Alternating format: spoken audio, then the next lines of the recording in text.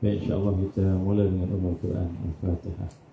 A'udzubillahi minasyaitonirrajim. Bismillahirrahmanirrahim. Alhamdulillahirabbil alamin arrahmanir rahim maliki yaumiddin. Iyyaka na'budu wa iyyaka nasta'in. Ihdinas siratal mustaqim. Siratal ladzina an'amta 'alaihim ghairil maghdubi 'alaihim waladdallin. Amin.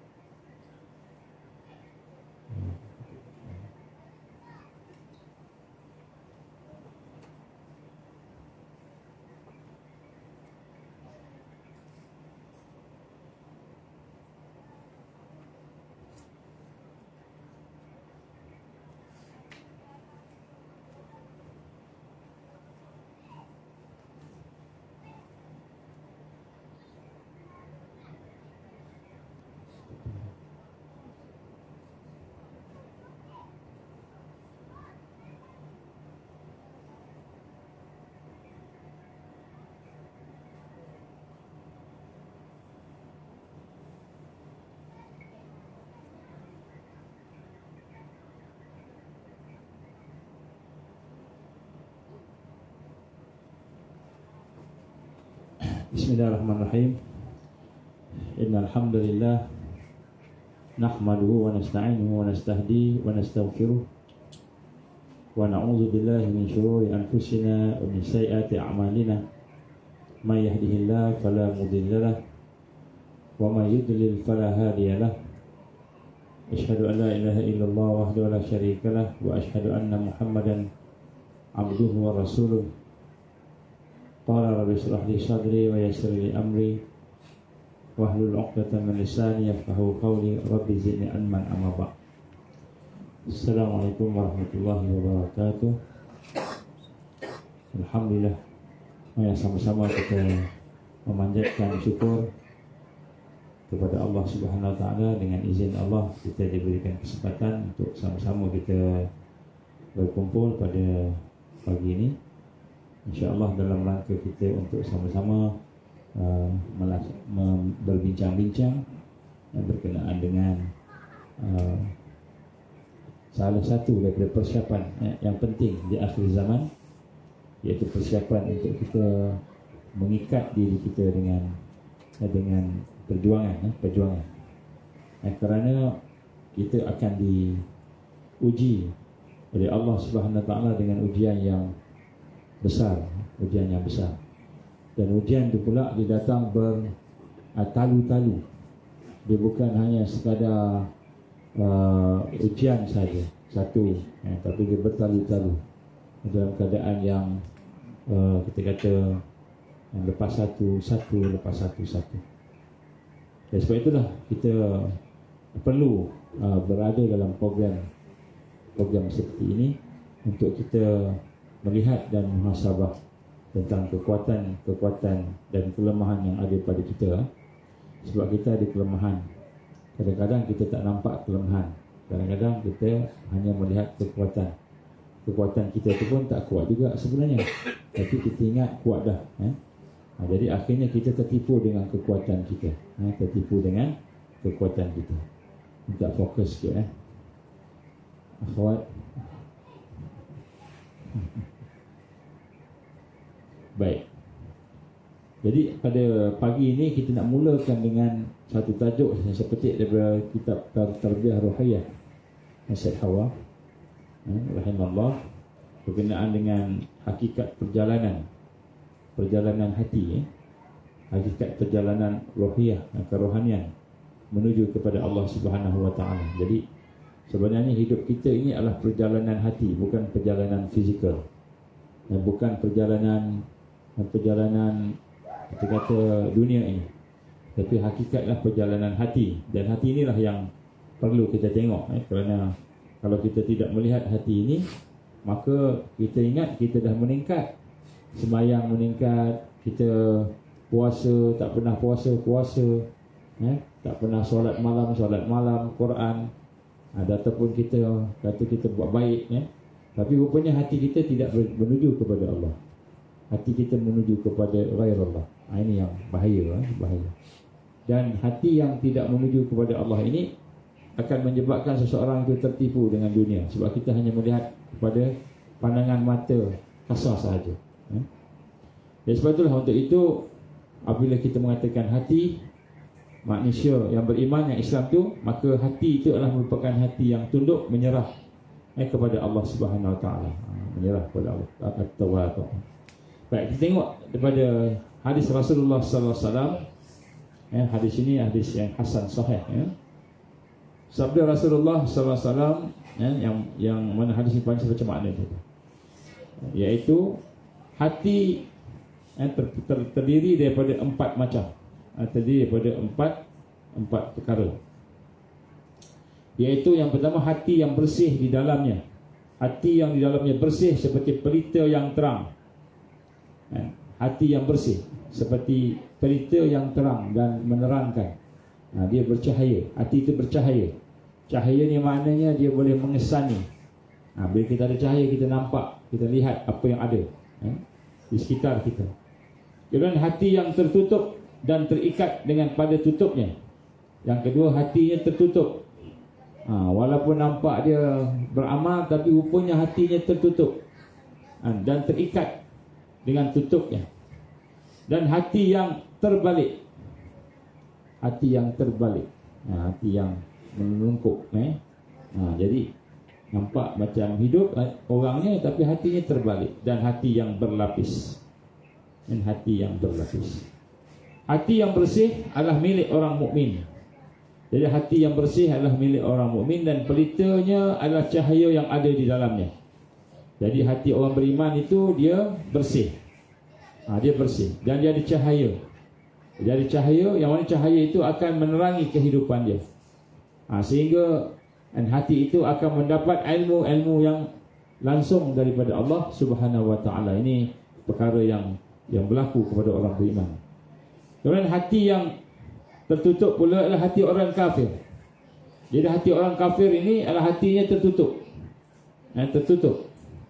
Dan hati yang terbalik adalah hati orang munafik. Orang munafik ni dia terbalik. Sebab tu kalau bercakap dia bohong. Bagi amanah, bagi kepercayaan dia khianat. Contohnya gitu, sifat-sifat dia. Dia terbalik.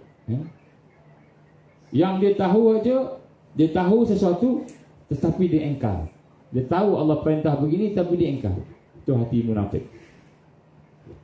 Sedangkan hati yang berlapis adalah hati yang di dalamnya ada iman dan kemunafikan. Dari hati berlapis ni dia ada iman, dia ada sifat-sifat nifak, sifat-sifat munafik. Iman yang terdapat dalam hati tersebut bagaikan sayuran yang memperolehi siraman air yang segar. Jadi iman adalah bagaimana sayur-sayuran bila diberikan air, contohnya dia akan hidup dan segar. Sedangkan munafik itu ibaratkan bisul yang penuh dengan nanah dan darah. Jadi ibaratkan bisul, yang mana di antara duanya amat mengalahkan, dapat mengalahkan antara satu sama lain. Siapa yang menang, iman menang, maka dia untung. Kalau kemunafikan itu menang, maka dia rugi. Jadi hadis Rasulullah SAW ini hadisnya hasan sahih. Bagaimana Nabi gambarkan kepada kita bahawa manusia itu, hati kita ini dikaitkan dengan iman. Jadi kalau hati kita itu bersih, bercahaya, maka maknanya iman itu bercahaya. Kalau hati itu tertutup, kafir, dia tak boleh terima, tak nampak kebenaran Allah ni, dia tak nampak. Walaupun duduk depan dia, walaupun dia tahu itu benar, tapi tak boleh, dia tertutup. Dan hati yang terbalik itu adalah hati yang tidak berfungsi. Tidak berfungsi, dan inilah masalah iman. Jadi di sini kita lihat hati itu adalah merupakan hati yang berada dalam kehidupan kita, dan kita boleh ceklah dalam diri kita ni macam mana. Dan hati yang berlapis ni, dia berlapis-lapis ni maknanya dia ada masa dia iman kuat, ada masa kemunafikan dia kuat. Ada masa dia kuat dengan Allah hubungannya, ada masanya dia menjalankan kehidupannya bersama dengan kekufuran. Kekufuran kepada Allah. Ini kita nak kena tengok semula. Jadi sebenarnya nak tengok hati ini bukan satu yang senang, bukan satu yang senang, tapi satu yang perlukan kepada analisa, pemikiran, ilmu dan sebagainya. Maka sebab itulah di sini kita lihat bagaimana hati yang biasa itu dinamakan hati yang selamat itu dinamakan kalbun salim. Dan qalbun salim itu iaitu hati yang sejahtera. Inilah kemuncak perjalanan menuju kepada Allah Subhanahu wa taala dalam islahul qalb, dan dalam pembaikan qalb, hati. Jadi hati ini menjadi tumpuan dan menjadi tempat rawatan, pengubatan. Jadi sebenarnya kalau kita nak rawat, bukan rawat di luar sahaja, tengok luar apa, tapi rawat hati. Dan hati perlu dirawat, perlu diubati sehinggalah lahirnya cahaya fitrah. Cahaya fitrah itulah cahaya yang untuk kita berhubung dengan Allah Subhanahu wa taala. Dan di sinilah kita lihat bagaimana keadaan yang berlaku kepada kita. Kita tengok balik di mana satu hati kita itu, dan di sinilah kewajipan yang pertama yang bagi kita hari ini ialah untuk melihat hati kita. Jadi yang pertama sekali hati. Sebab tu kalau puasa, jadi puasa yang syariat. Ulama-ulama dia dibagi pula puasa yang syariat. Puasa yang syariat ni puasa yang berkaitan dengan rukun-rukun ataupun perkara-perkara yang menyebabkan puasa itu tidak batal, ataupun perkara yang menyebabkan puasa itu batal, tak makan, tak minum. Itu puasa syariat yang kita buat secara fizikal. Kemudian puasa yang bersangkut dengan tarikat, yang puasa bersangkut dengan hati, puasa hati, iaitu kita memelihara diri kita daripada dosa-dosa yang bersangkut dengan hati. Tadi dosa-dosa yang bersangkut dengan fizikal, mata, telinga, lidah dan sebagainya. Sebab hati pula, kita memelihara hati kita daripada perkara-perkara yang merosakkan hati. InsyaAllah. Contohnya hasad, dengki, dendam, ataupun buruk sangka, ataupun sebagainya lah. Dan hati yang hakikat hati berkuasa, dan hati yang mana roh ataupun arwahnya, rohnya tidak terpisah daripada Allah. Tidak terpisah daripada Allah. Itu hakikat puasa. Sentiasa menghadap Allah, bertawajuh kepada Allah, dan sentiasa menjadikan hati itu menghadap Allah, melihat Allah dalam kehidupan dia. Ya, hati melihat Allah, tak terputus kepada Allah. Itu puasa hakikat. Hakikatnya tidak ada sesuatu yang memisahkan kita dengan Allah Subhanahu wa taala. Jadi kewajipan pertama ialah memperbaiki hati. Jadi apabila kita sebut tentang Ramadan ni, nombor satu ialah baiki hati dulu. Apa sebut tentang solat, baiki hati juga dulu. Bukannya sekadar ibadah, tapi sebenarnya ialah satu yang perlu dibaiki dan selalu yang perlu diberikan bekalan. Perlu bekalan. Jadi di sini kita lihat bagaimana kita melihat tentang orang-orang yang mendengar, yang bagaimana Allah firmankan dalam surah An-Naml ayat 80-81.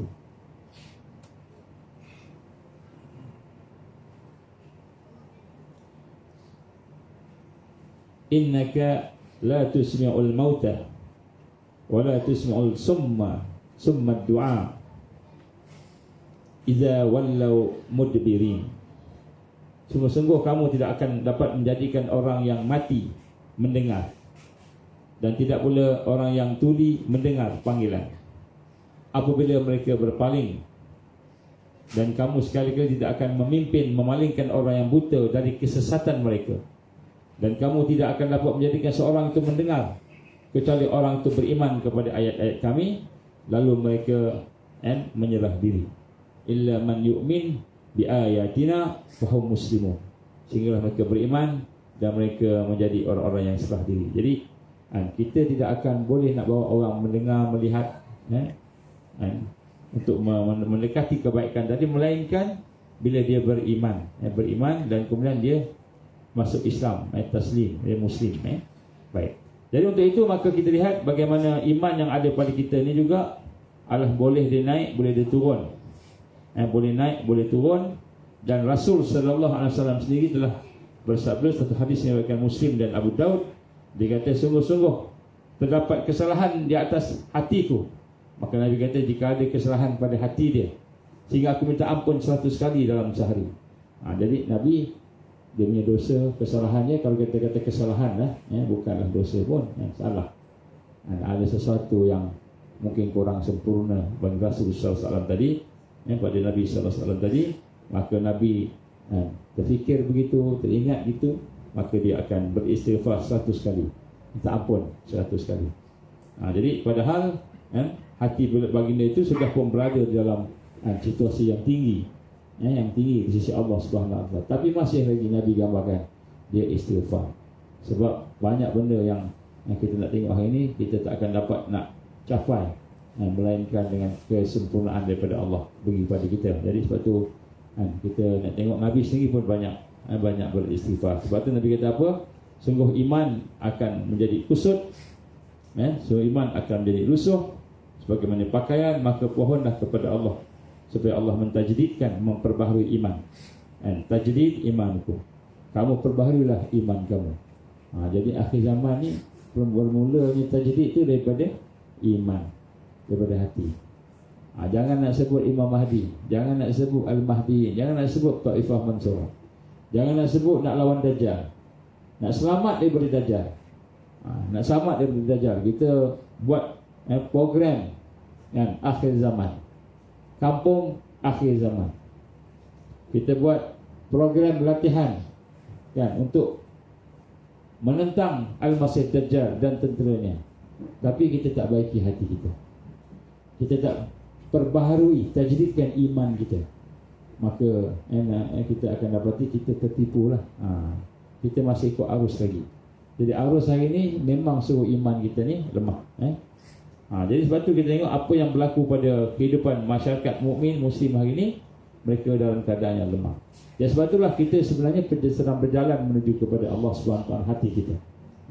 Maka tahap yang pertama, apa tahap pertama dalam perjalanan kerohanian kepada Allah SWT ini, ialah tahap untuk kita mengalihkan hati kita yang sakit kepada hati yang sihat. Jadi perjalanan pertama nak rawat hati kita, itu nombor satu. Jadi hati ni kena rawat, kena rawat. Kalau luar sakit, kita rawat. Sekarang ni banyak orang kena kanser, banyak kena kanser. Tak tahu pun tiba-tiba stage 4 aja. Tunjuk pada kanser ni. Semalam seorang sahabiah kita, sisi daripada Selangor,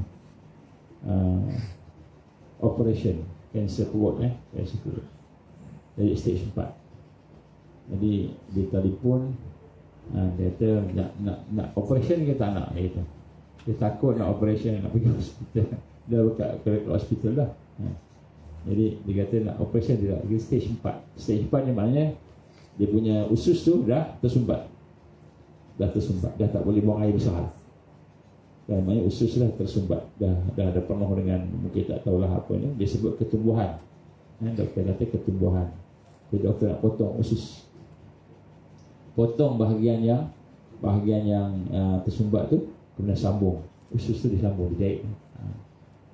Macam kita nak baiki apa ni, pipe kita ni kan, saluran najis ke apa kan, tersumbat kan. Jadi tak boleh nak buat apa, nak tukar tak boleh. Nak tukar, kalau perut nak tukar mana boleh kan, tapi potong tarik sikit. Perut kita panjang, panjang usus. Jadi Allah izin dia dah pergi, tapi tak tahulah kondisi yang berat serta telefon dia. Doalah mudah-mudahan selamat.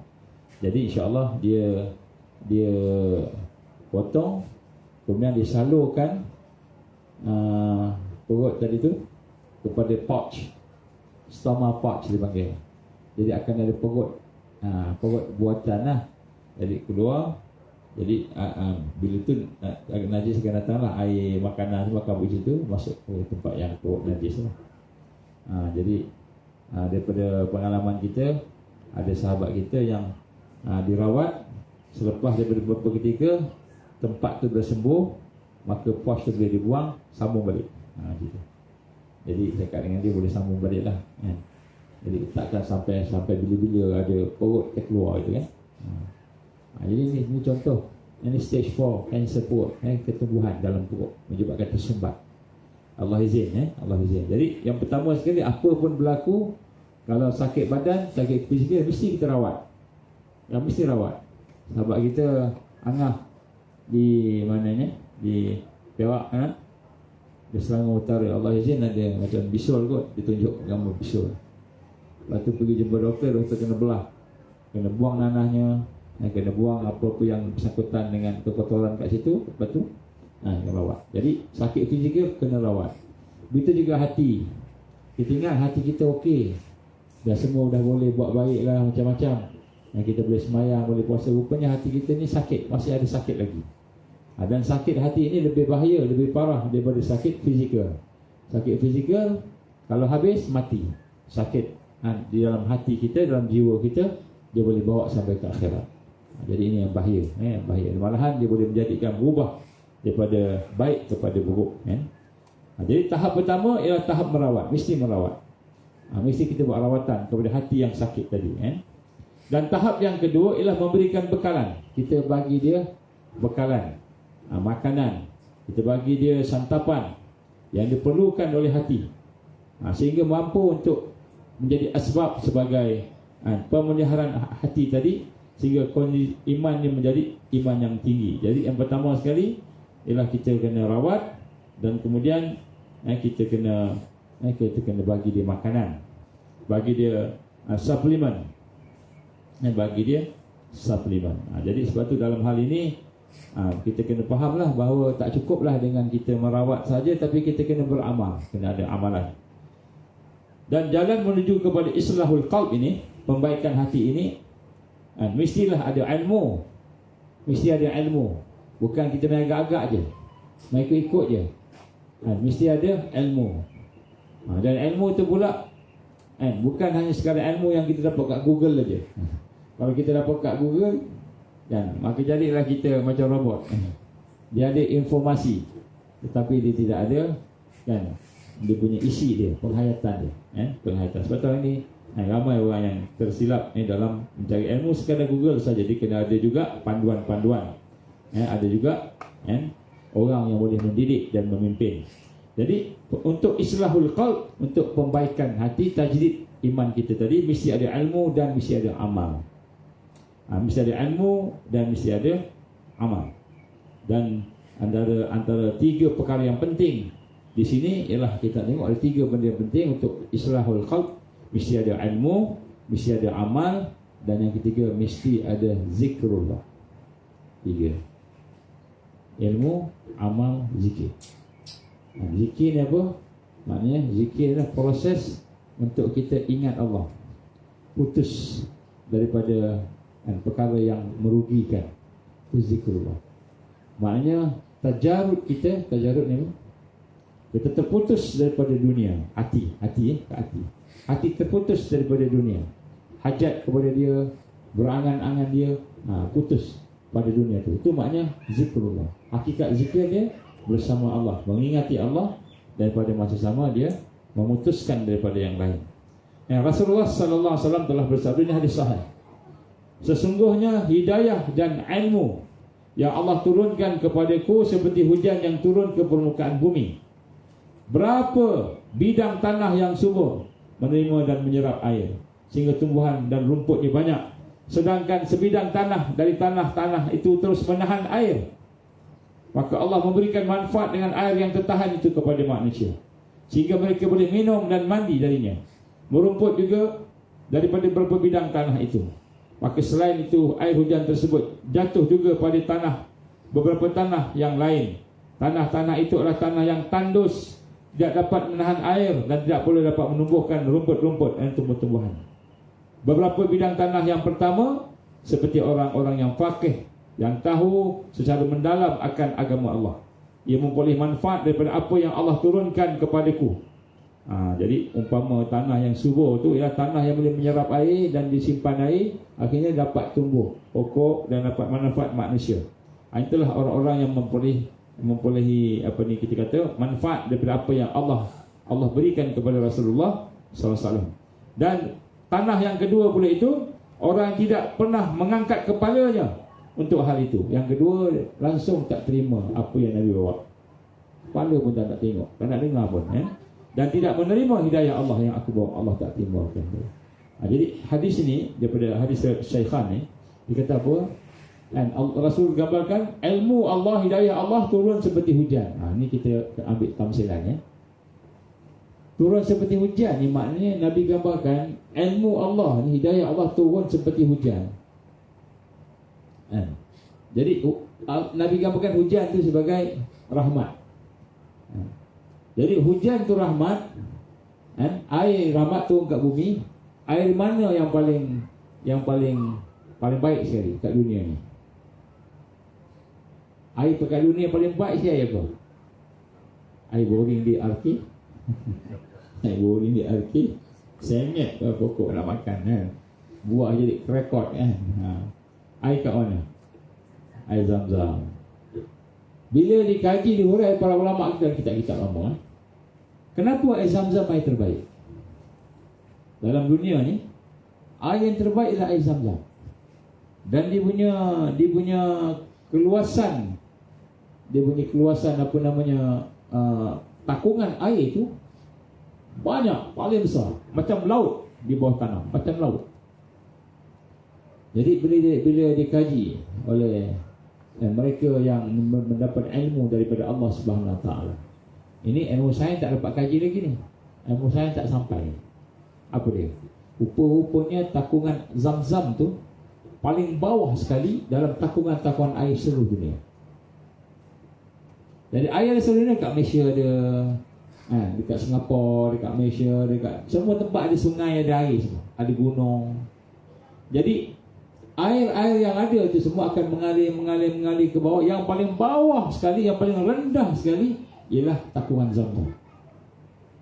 Jadi tapisan yang ada pada Zam-Zam tu dia menurun ni, dan daripada satu dunia punya yang terbaik, air terbaik satu dunia tu, yang turun ke bawah tu akhirnya pergi ke Zam-Zam.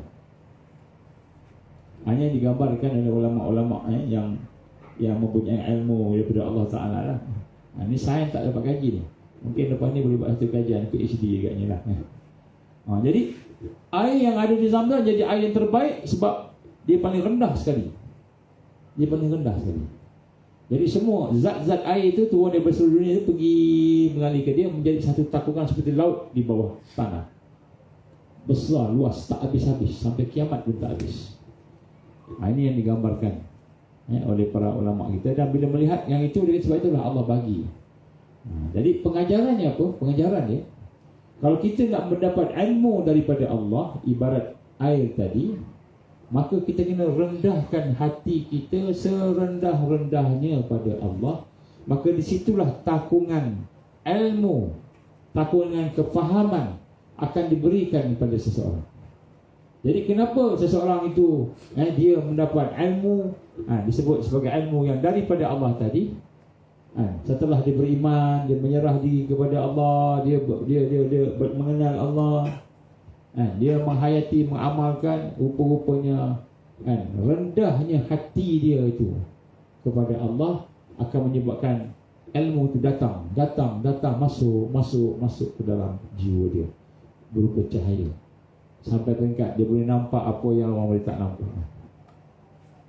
Dia boleh nampak orang tu kepalanya singa ke, kepalanya kucing ke, kepalanya Allah gambarkan sifat-sifat orang. Kadang-kadang nampak imam, nampak hebat, alim, tapi rupanya kepalanya itu kepala anjing. Jadi ada setengah-setengah yang Allah bagi nampak ilmu sehingga membuka pandangan lain. Jadi ini semua ilmu Allah.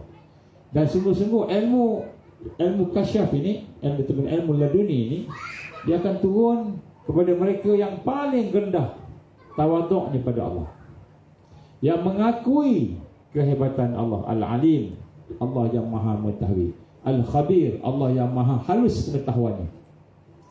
Jadi digambarkan oleh Imam Al-Ghazali rahimahullah, ilmu ini Allah turun setiap masa, turun ada. Dan dia akan berjumpa dengan semua orang. Kita pun dia jumpa. Cumanya kat mana yang dia singgah? Hati-hati, jiwa-jiwa yang tawaduk pada Allah, yang rendah diri pada Allah, yang menyerah pada Allah, yang beriman, yakin pada Allah. Dia hati-hati yang ada sifat ini, maka ilmu itu akan turun pergi. Jadi bukan ilmu yang dapat daripada universiti. Daripada universiti kita makin belajar makin rasa sombong. Sebab tu saya kadang-kadang tengok orang kawan-kawan kita yang buat PhD ni, tak faham lah, no? Kalau ada kawan-kawan buat PhD, sebelum PhD tahu tak, nak minta tolong, nak selesaikan tesis, nak buat tesis, macam mana nak buat apa, kita kata nak tulis tesis, format tesis apa semua, minta tolong. Macam mana nak dapatkan reference ni apa sebagainya, macam mana bincang-bincang. Tapi bila dah dapat jadi PhD, dah ada PhD tu, dia punya cakap dia je betul. Aku ada PhD, aku doktor, engkau siapa? Engkau belajar SPM tak lepas kan? Begitu kan.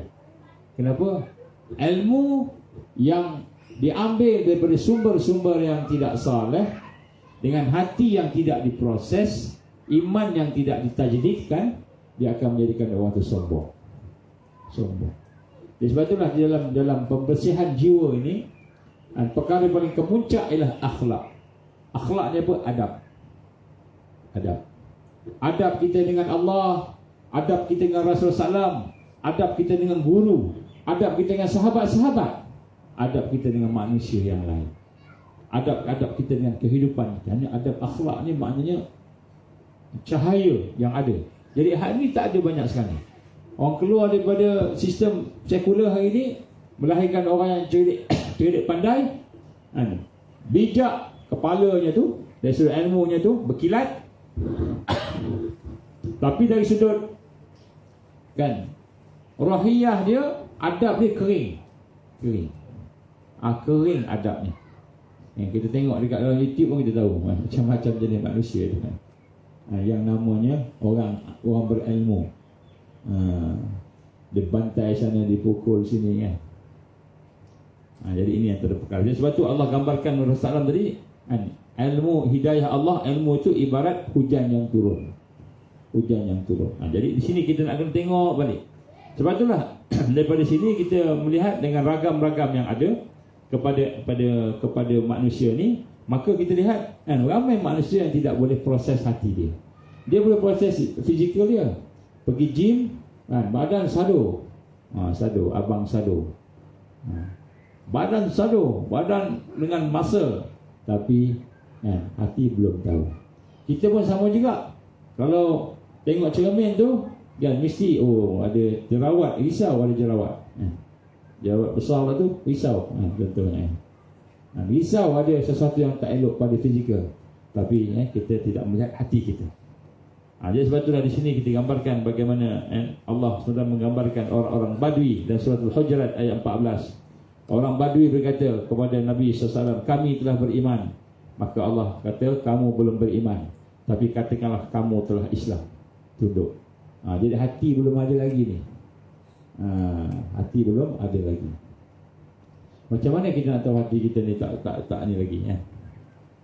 Apabila kita lihat ada sifat-sifat munafik, ada sifat-sifat yang keji dalam kehidupan kita. Jadi sebenarnya proses untuk kita bincang pada hari ini ialah macam mana kita nak berjalan menuju kepada Allah dengan i'tikaf, uzlah dan khalwah. Jadi khalwah ni contohnya kita bersendirian dengan Allah Subhanahu wa ta'ala. Kita mengasingkan diri kita daripada nafsu. Macam mana nak buat? Ini insya-Allah kita akan cuba bincang sama-sama pada hari ini. Sebab kita nak tengok hati kita. Kita bagi satu contoh Satu contoh. Salah satu daripada rukun mujahadah, diam. Salah satu daripada rukun mujahadah, kita akan buat tajuk ni sekali. Salah satunya adalah diam. Jadi dalam ibadah ni sebenarnya tarbiyah bermula dengan diam. Kerana apa?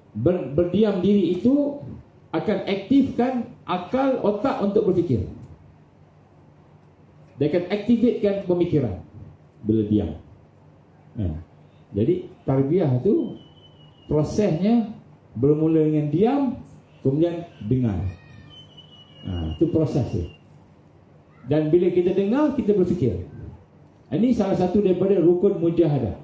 Kita akan bincang sekali lagi.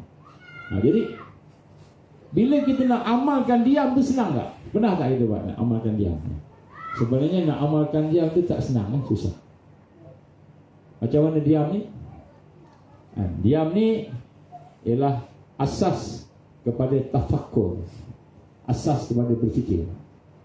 Bila kita diam tu, duduk diam kan? Kita kosongkan hati kita, kosongkan fikiran kita daripada segala yang ada mengganggu kat dunia ni, kan?